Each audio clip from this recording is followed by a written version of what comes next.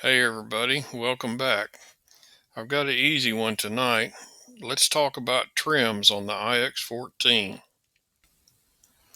So let's go into model setup and then trim setup and then proceed. And these are the defaults. Common digital means you get the same throttle trim in each flight mode if you were using flight modes.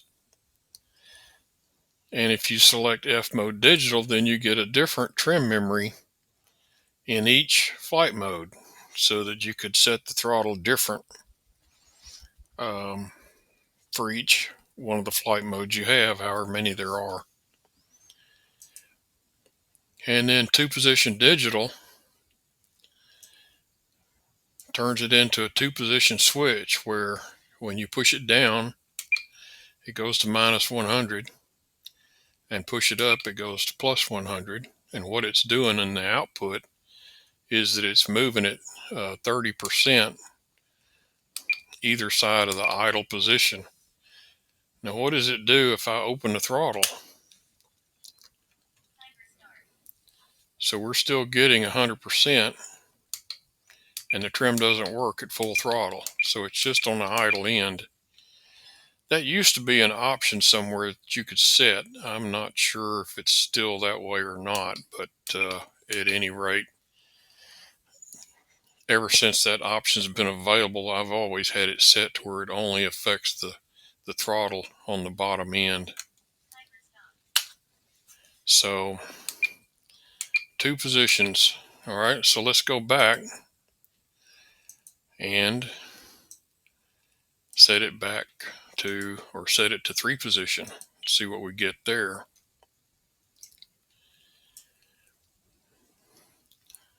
And now it's going from minus 128 to minus 99 to minus 70. So you're getting 30% basically either side of idle. And then go back in and try a different one. And what we have next, well, the three position I think is what the turbine guys use for start and run and shut down.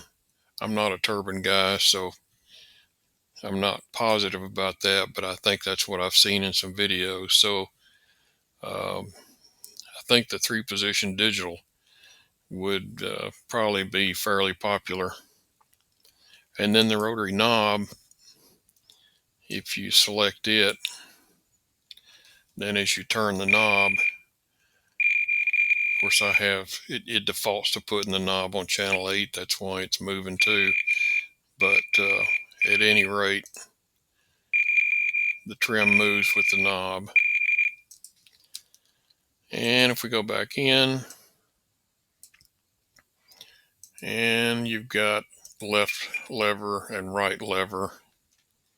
And if we go back out and look at it, as I move the left lever, it moves. You got a detent in the center, which is about the only good position because the ends are flaky.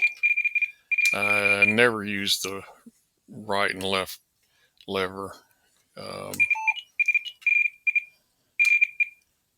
They're pretty junky. So let's go back. And of course, the right lever does the same thing, and it's probably just as crappy. So anyway, the default is common digital when you create a new model. And then your aileron trim, you can set it to flight mode so that you get a different aileron trim in each flight mode. And the same thing with elevator and rudder.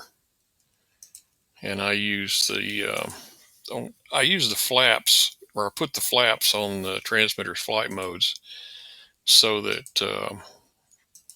and then enable flight mode trim so that in each position of the flaps I get a different trim memory, so I can trim the airplane with the flaps up like normal, and then I can put the flaps in takeoff position and retrim it to where it glides at idle without stalling, or descending too quickly.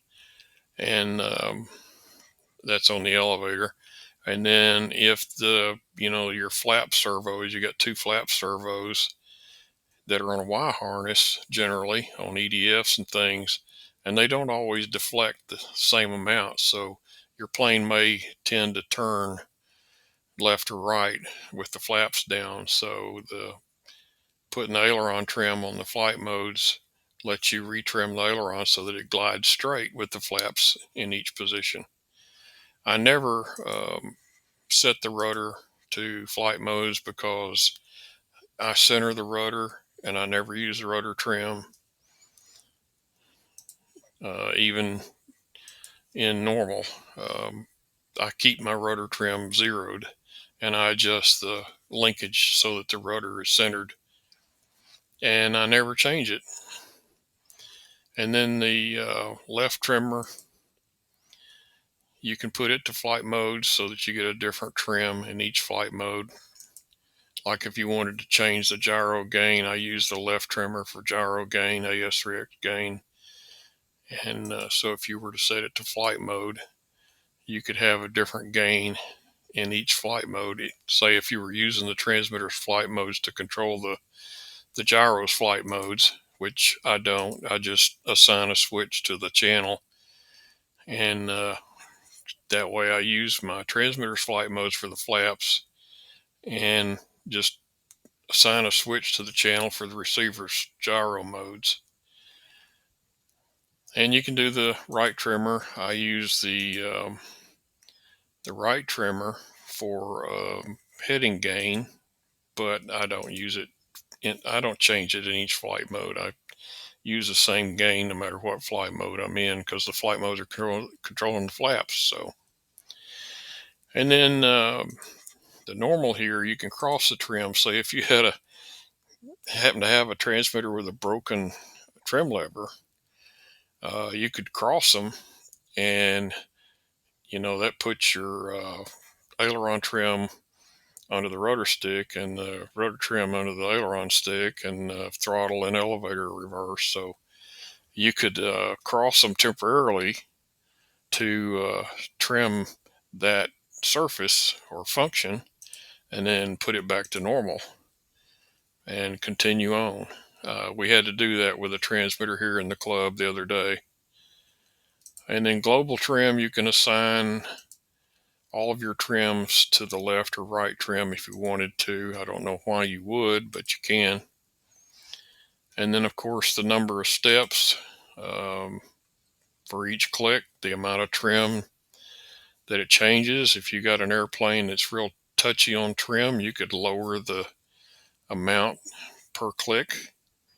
5 is a default. You can turn it up to 10 if you wanted to. But at any rate, that's pretty much. I would think the most common would be common digital, naturally. And then the next most common setting for the throttle would be 3-position digital, I believe, if you were flying turbines, like I said. The rest of these, I don't know when you'd use them, but you might. At any rate, now you know what they do. So there you go. That's pretty much everything you ever wanted to know about trims, wrong lever. We're back to normal. So there you go. Hope that helps you out. Have fun, and we'll catch y'all next time.